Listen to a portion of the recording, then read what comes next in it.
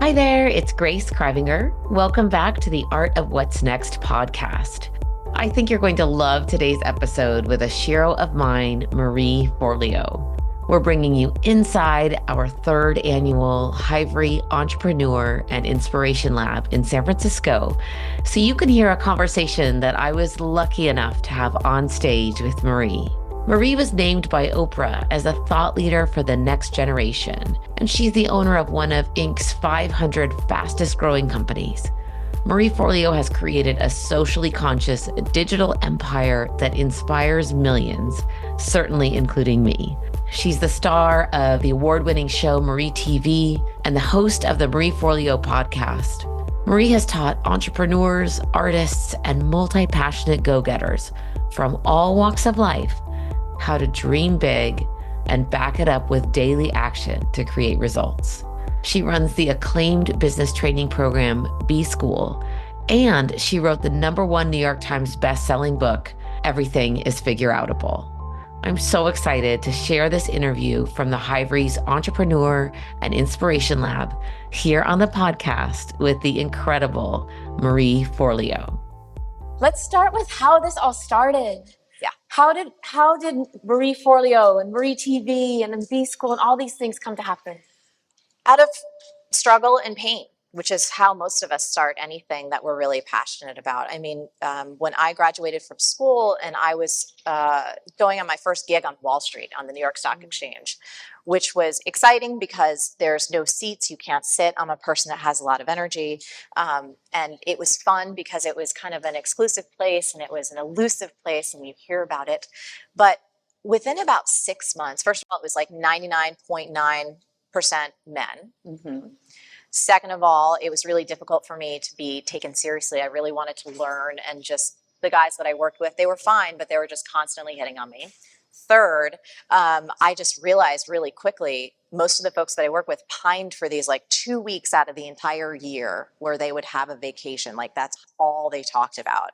And so even though they made millions and millions and millions of dollars, which of course that's exciting, they were spiritually bankrupt. Mm-hmm. And I just had this small voice inside of me that kept saying over and over again, this is not where you're supposed to be. This is not where you're supposed to be. You're not meant to be here. But my problem was that same little voice didn't tell me what else I was supposed to do. And so I was terrified, having been the first person in my family to go to college. So that was a really big deal. And my parents had worked their asses off and, had done all the things to actually afford that education. I was terrified to want to quit a job with a paycheck, with healthcare, knowing the sacrifice that they made without knowing what the hell to do next. So I kept feeling this sense of brokenness and terror and like a loser and like all of these things, like what's happening here? And I remember one day on the floor of the exchange, this was at a time when they didn't yet have a cafeteria down there. It was pretty bare bones. And I told my boss, I was like, you need to go get a cup of coffee. I'm going to take 5. And I ran out and I had one of those blue coats on. If you've ever seen the guys with the blue coats, I had a blue coat on. And I didn't go out to get coffee. I ran to the nearest church. I had just graduated from a Catholic university, so my way of finding answers was about talking to God. And so I went to Trinity Church and I literally sat down and I just bawled my eyes out. I felt sick to my stomach. And this was at a time when cell phones were flip phones. So I pulled out my flip phone and the first person I thought to call was my dad, because he was the person that, had put me through school, of course. And I said, Dad, I don't know what to do here. I am miserable. I feel like I can't come back to work. I want to take care of myself. I'm not asking you to help me. I just don't know what to do. How can I quit a job when I don't have anything else lined up? And you guys just busted your ass to put me through college. And he said something that forever changed my life. He said, you've worked since you were 9. I'm not worried about you taking care of the bills. You'll find something to do. You always do. He said, but you're going to be working for the next 40 to 50 years of your life at least. You have to find something you love. And if you don't love this, then you need to quit. And you can't stop looking until you find that thing. And it was like in that moment, I'm going to cry. I love him so much. Read him. It was so freeing. And it was so inspiring. And I was like, okay, I'm going to go find that thing, whatever that thing is. Of course, again, I was terrified. but I quit that job. And then I went on an odyssey to try and figure out, who the hell am I and what do I have to give to this world? Trying to really excavate what are my unique gifts. And I knew I loved people. I was always fascinated by human potential. I had learned early in college to meditate, and that had made a huge impact on my life. I had been getting into the works of like Deepak Chopra, Tony Robbins, just a bunch of different people about human potential. And it was just opening my mind to all these possibilities. But as a young girl, I was also an artist. I thought I wanted to be an animator for Disney. I loved dance. There was all of these things. There was this business side of me, there's this human potential, and there's this creativity. And the only thing that came to my mind at that time, because most of us, right, we can only operate from what we know of. If we don't have an example of something, we don't really know anything outside of that because it's just simply outside of our consciousness. The thing that came to my mind was women's magazines. I thought they were both creative because there was beautiful pictures and there was fashion and there was articles, and then there was the business side, there was the ad side. So I said, maybe I'm meant to work in publishing. So I got myself a job in publishing in the ad sales department of Gourmet magazine. Now, I'm a girl who likes to eat, so I love food, and I was so pumped because my little desk was basically near the test kitchen. So all the editors would bring me snacks with the recipes that there. I was like, this is awesome. But working in ad sales, I was excited at first. It actually was largely female, that particular group of women. The publisher of that magazine at the time was a woman, and my boss was a woman. And so I started getting a clue for what kind of felt better. But about 6 months into that job, I started hearing that same voice again. Have you guys ever heard that voice? This is not where you're supposed to be. Does anyone ever have that? No, just me? Okay, a couple of y'all. You guys, I know it's early, but I'm from New York. Y'all got to raise your, yes, that's what I'm talking about. So I heard that voice again. It was like, this is not where you're supposed to be. I'm like, oh shit, not again, right? Not again. What, am I broken? And I started to try to be a little bit more analytical about it.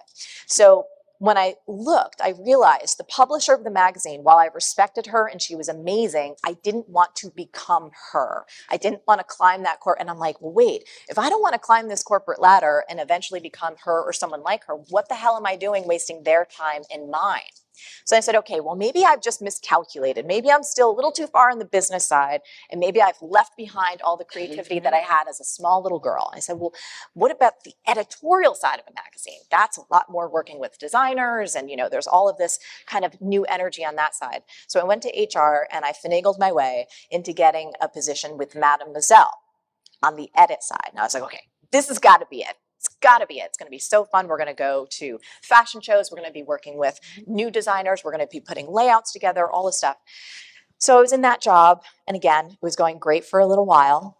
And I had my game face on and I would come to work every single day. And then about 6 months in, the same thing happened again. And I'm like, oh shit, I must be broken. I can't hold down a job. What is wrong with me? And here's what the conflict was. I am a really hard worker. So I love working hard. I always have, but here I am wanting to quit. So something wasn't making sense.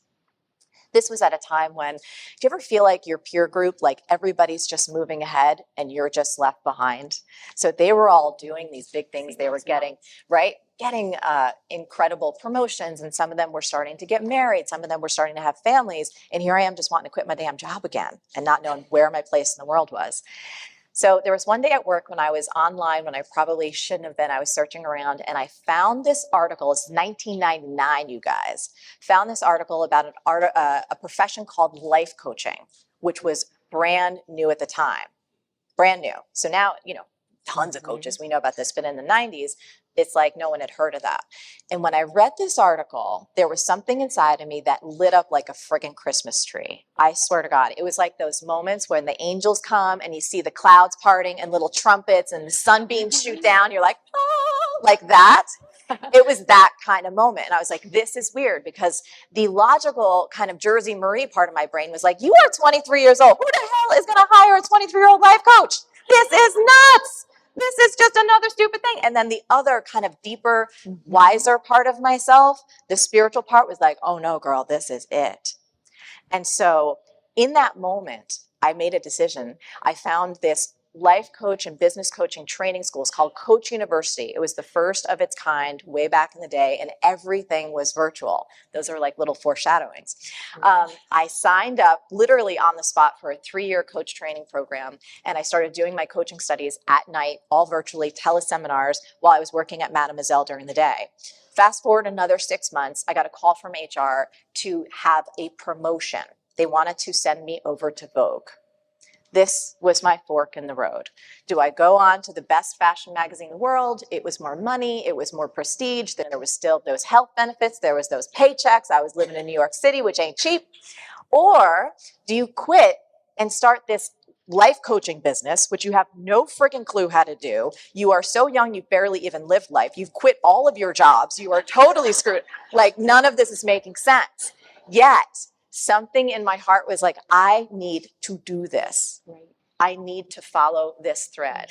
So I quit that job and I started doing what I did to help put myself through college, which was bartending and waiting tables, and then committed to figuring out how to build a coaching business during the day. And I was so insecure, you guys, about my age.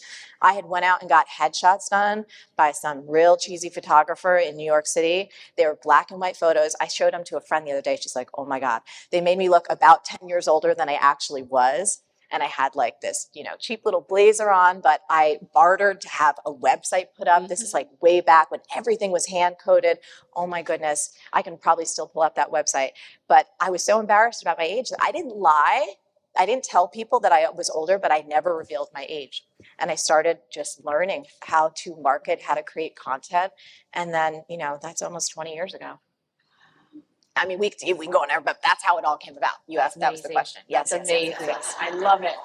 I love it. I love these ideas of integration, that you had all these experiences that may have at the time felt frustrating and like, why does this keep happening? And then you take all of that experience and throw it in the pot, and out comes the secret sauce. Yeah. I mean, and for me, it didn't stop being frustrating for a really long time. I mean, I had side gigs for over 7 years. And I also like to talk about the fact that I'm a multi-passionate entrepreneur. So once I started really getting into this coaching business, which was awesome, one of my biggest things that was frustrating was when I would meet people at parties. That question, so what do you do? I hate that question. That question drives me nuts. I still don't have a good answer for it, and I don't give a shit because it's never stopped me. I'm like, you know what? We don't even really need a good answer because it hasn't stopped me.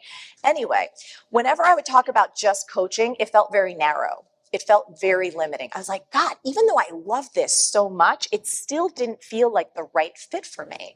And I had always loved dance, but unlike you, I never had any training. So I didn't pop out of the womb. I mean, I popped out of the womb dancing, but I didn't have training to do so. I was just rocking around on my own. Which is awesome. So when I was about 25-ish, all of this personal development work that I was doing as a result of my coach training and working with people, I was like, you know what? I really want to dance. I really want to do this.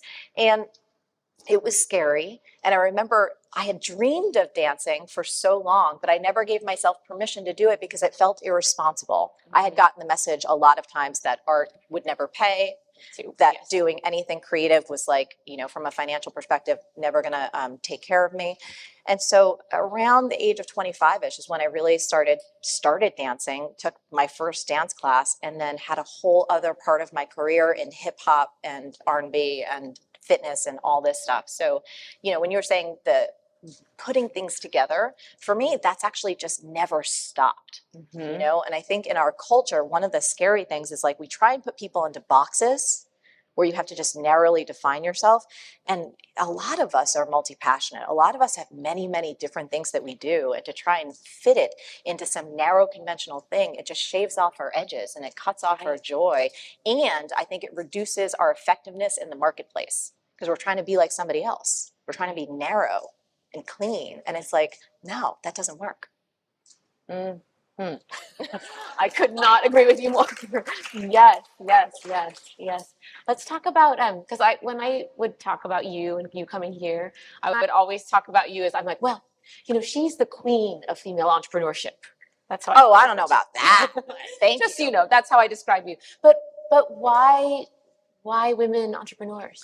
So this is a great question. So essentially, I'm bartending, right? I'm building my list. This is back in the day before like anti-cam spam laws. So I'd be bartending at night. People would always ask me, "Hey, so what else do you do?" Because that's what you ask a lot of bartenders. What's your other gig? And I would always bring along a yellow legal pad because I was building my email list. That's one of the things I've known. I'm always about that email list, and I'm still about that email list. We can talk about that later because it does trump social. That's how I found you. So I would gather names and emails. I say, "Oh, I write this amazing weekly newsletter. You should be on it." So I started doing that. And then when I started doing more work in the world of dance and fitness, I had a lot of women in my class who would ask me about what else I did. And I would get into these conversations with women. How do you know how to build this business? And again, my business was small, but it was profitable. And I would tell them, you have to understand sales and marketing. And then I would talk to them about email, and I talked about all these things. They'd look at me like I had three heads. Simultaneously, I would go to business building conferences because, again, I'm a lifelong learner. So I am always going out there trying to learn what's happening, learn what's going on in the world so I can integrate it. So then I noticed something interesting. All of the conferences were, again, all men. Like, why are there no women on the stage? And a lot of the time, sorry, y'all, I know it's Sunday morning, but this is my version of church, is keeping it real. So essentially, I would go to these events and I would just feel like I didn't see myself represented on the stages in terms of the teaching of what these folks would talk about. It always felt like business was devoid of values, of integrity. Like everyone was like, how can you extract as much profit as possible? And it was like, you know what I mean? It was all WWF and nothing was pretty. And I was just like, God damn, this is horrible. I hated it. So this combination of women asking me, how do I know how to do all these things? And then my experience out in the marketplace going, gosh, there's nothing that represents me or my idea of how business can be a force for good, how it's tied to your values, how it can be a true expression of not only your personality, but what you want to see in the world and the change that you want to make. I said, I got to do something about this. So creating B School for me, which is we're about to go into our 10th year in 2019. We've had over 44,000 graduates, almost 45,000 graduates, which I'm really excited about. Thank you. It was all of the things that I wish someone would have told me when I first started. I wanted to create a place online that people, and initially it was just women, and then we broadened it out. We could talk about that if we want. But I wanted to create a place that would talk about and teach small business principles, ideas, marketing, give people structure. Folks that don't necessarily have an MBA or like an endless trust fund, right? If you don't want to go and get a graduate degree, but you want to start your own thing and you're intimidated, if you don't have a family with deep pockets, if you don't necessarily want to raise venture capital because that's just not your thing, it's never been mine, where do you go? How the fuck do you figure it out? And I said, I can handle this. I can teach this. And so that's how, I don't know if this is the answer to your question or not. It is. Is it perfect? Yes. Okay, good. Yes. So that's how B School came about. And then every single year we've just continued to evolve it. We've continued to grow it. And, it just feels like I was born at the right time and with the right place. And I really do believe that every single one of us in this room, even if you're not a traditional entrepreneur, I believe in culture right now. Thinking and behaving like an entrepreneur is what's going to get you to thrive in this world. Taking initiative, being responsible for the bottom line, looking at everything like, how can we improve this? How can we make this better for ourselves and our community and the world? So it's an entrepreneurial mindset, and it's those set of behaviors that are going to allow you to thrive, even if you're not the one responsible for keeping the lights on. Like Team Forleo, my team, we're about 30 of us now. They're fucking amazing. Every single one of them operates like an owner.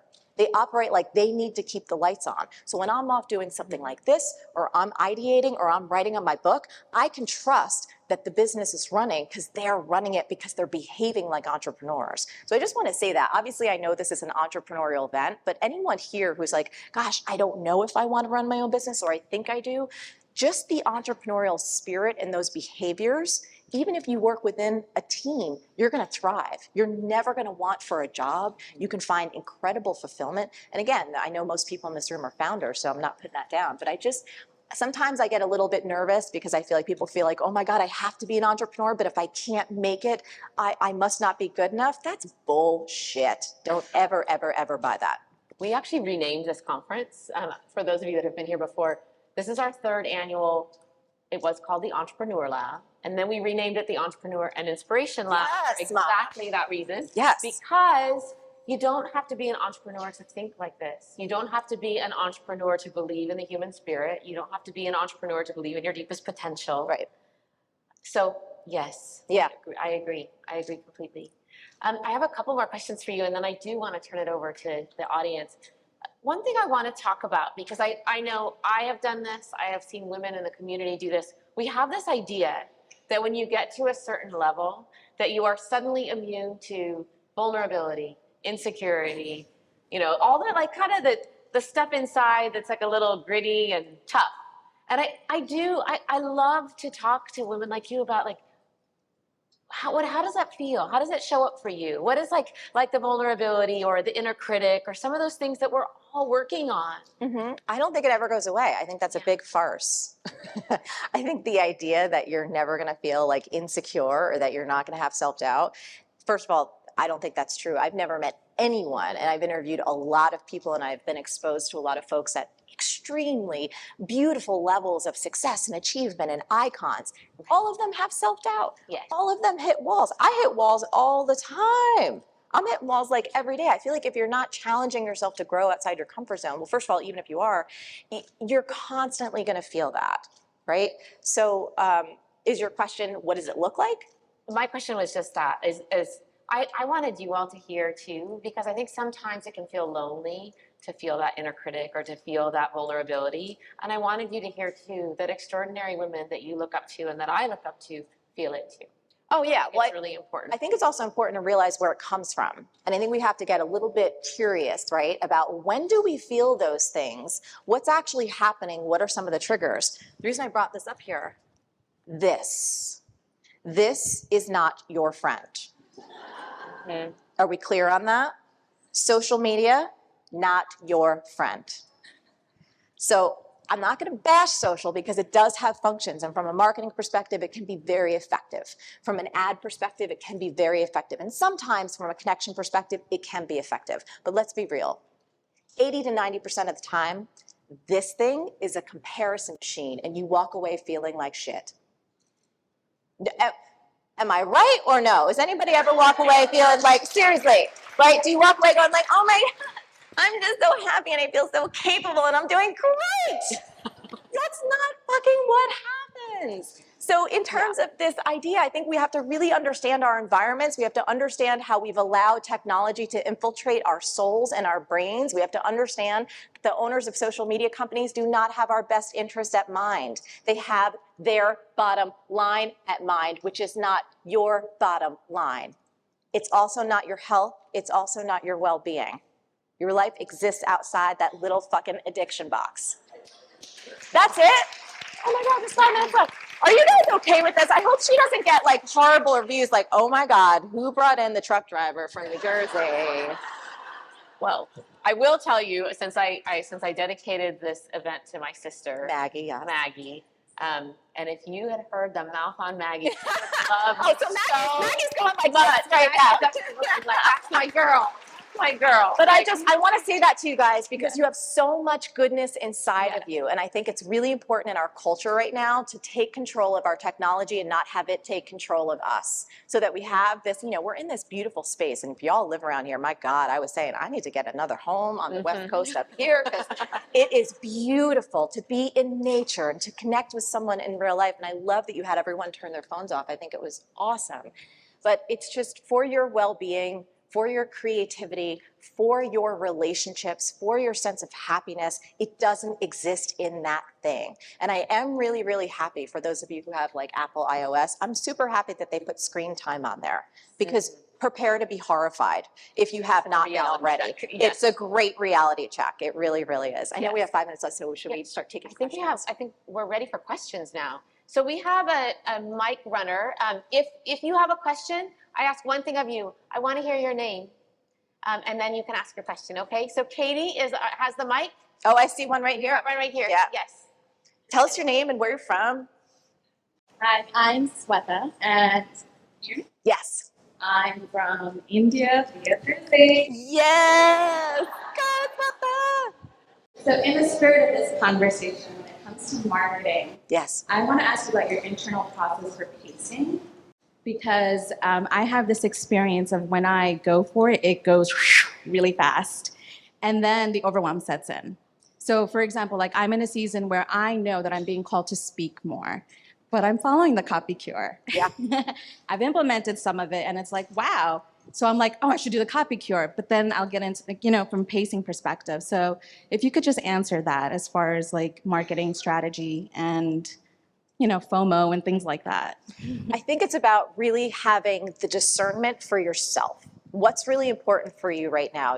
Take it away from my programs for a second. It's just knowing what you need to focus on and drilling into the skills and the capabilities that are going to help you get to your next level in this next 12, 24, 36 months.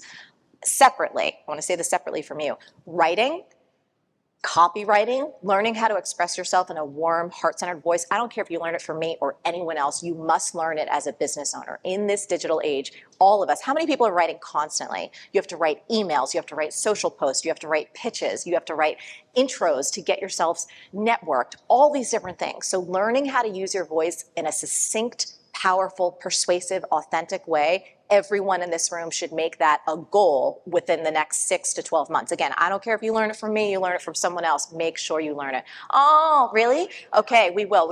So we've got time for at least another question. In terms of pacing though, trust yourself. And what I always do for myself, because I could work myself to the bone because I love it so much, I build in bumpers. We close our company down 2 weeks in the summer, 2 weeks over the holiday time where everybody is off at the same time. So I build in bumpers of downtime that allow me to step back, get perspective, refresh, re-engage, then I can hit it hard when I'm going back in. I love that. We have time for one more question. There we go. You guys are so fun. You're so fun. I hate that I have to go back to the East Coast, but you're going to have an amazing time. I know so many of you have questions, but Hi, I'm Bronya. I wanted to ask you, Marie, about cutting through the noise. Cutting through the noise. I attended your webinar this week. So writing copy, yes, we want to write great copy, of course. But there is so much out there. I mean, you said yourself, 2 million new blog posts daily. How can our messages be heard? How can we cut through that noise? Yeah, well, frankly, it's about your ability to message. And it's also about some of what Grace was talking about, knowing who you're trying to reach, understanding them. The most effective businesses have empathy and compassion.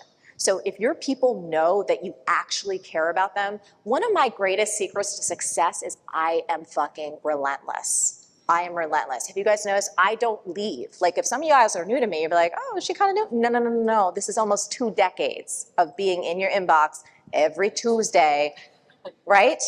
So cutting through the noise is about building trust. It's about the strength of your message. It's about knowing who you want to reach and why, and being relentless, not letting anything take you off that. This is why I said, so yeah, I gave you that stat about those 2 million blog posts every day, because that is the reality.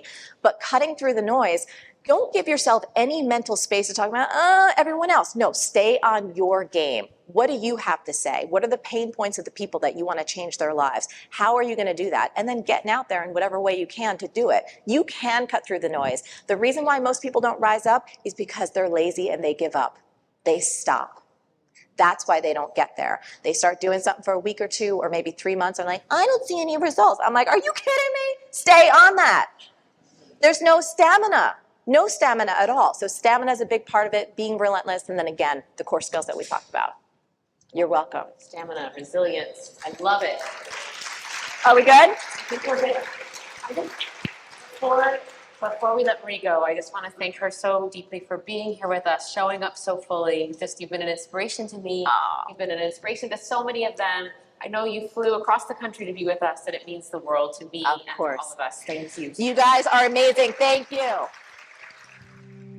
I hope you found this episode helpful, idea-provoking, and inspiring, especially if you're in the midst of creating or clarifying your next chapter. I can't even put into words how much I appreciate you, your vulnerability, your stories of creating a life and meaningful work amidst adversity, grief, ever-changing and challenging times, and of course, life's peaks and uncertain valleys. You are seekers, wisdom sharers, and artists of life, and together, we can build meaningful next chapters that feel aligned with who we really are, what we're put on this earth to do, and how we can make a difference one human being at a time. Please subscribe on Apple Podcasts or on Spotify or wherever you get your podcasts. And I would love it if you could leave a review for The Art of What's Next. If you know someone who wants to create a new chapter or who would appreciate this episode, please share it with them. You can text it to them or email them the link or post about the show on your Instagram. If you want more help in creating your own meaningful next chapter, join the Hivery newsletter to get inspiration, stories, and resources to help you create your next chapter like an artist. Sign up at thehivery.com/podcast or at the link in the show notes.